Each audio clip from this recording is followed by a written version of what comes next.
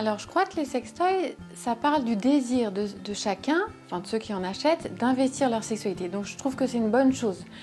On a parfois l'impression que dans notre sexualité, les choses vont tomber du ciel, que c'est naturel, qu'il n'y a besoin de rien faire, pas d'énergie à mener pour être heureux dans ce domaine. Et donc, au contraire, les sextoys viennent dire à raison, oui, ça vaut le coup d'investir sa sexualité, ça vaut le coup de s'y intéresser d'un peu plus près. Ça va aider peut-être des personnes qui ont conscience aussi que c'est pas à mon conjoint de me découvrir, c'est pas à lui de faire le travail à ma place, c'est à moi aussi de me découvrir.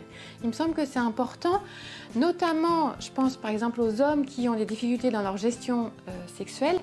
C'est pas à madame de venir m'aider pour m'entraîner à assumer la gestion de ma tension sexuelle. Il vaut mieux se débrouiller d'abord seul, s'entraîner seul, avant de demander à quelqu'un d'autre.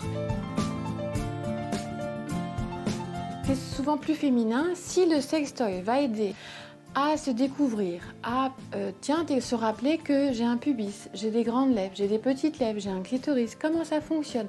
Et souvent, le fait d'avoir une pratique seule, ça permet de ne pas avoir la pression du conjoint qui me regarde, qui pense je ne sais pas trop quoi, de ne pas être sous pression de performance. Un point d'attention peut-être, c'est que souvent, moi j'entends quand même dans mon cabinet des gens qui vont aller trop fort, trop vite, qui ne vont pas se respecter, qui vont aller en fait à la course à l'orgasme. Il me semble que ce qui est intéressant, ce n'est pas l'orgasme, c'est le chemin qui m'emmène vers. Ça, c'est bien plus intéressant. Et quand je suis attentive au chemin qui m'emmène vers la jouissance, alors je suis dans le respect de moi-même parce que je suis dans l'écoute de moi-même. Ce qui me paraît important, c'est que si j'y vais en force, si je suis vraiment dans la course à l'orgasme, en fait, j'ai déjà cette idée de performance. Il faut que j'y arrive, il faut que ça soit successful, vous voyez. Et dans ce cas-là, je risque de passer en force, je risque de me faire mal. Et j'entends parfois des femmes qui me disent qu'elles se font saigner avec leur sextoy. Plus on y va fort, c'est ce qui va se passer, plus on va se désensibiliser, c'est-à-dire aller vers de l'anesthésie. C'est exactement l'inverse du plaisir.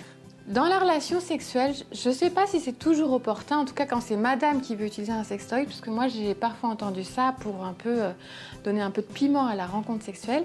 Mais alors monsieur, à quoi sert-il après ?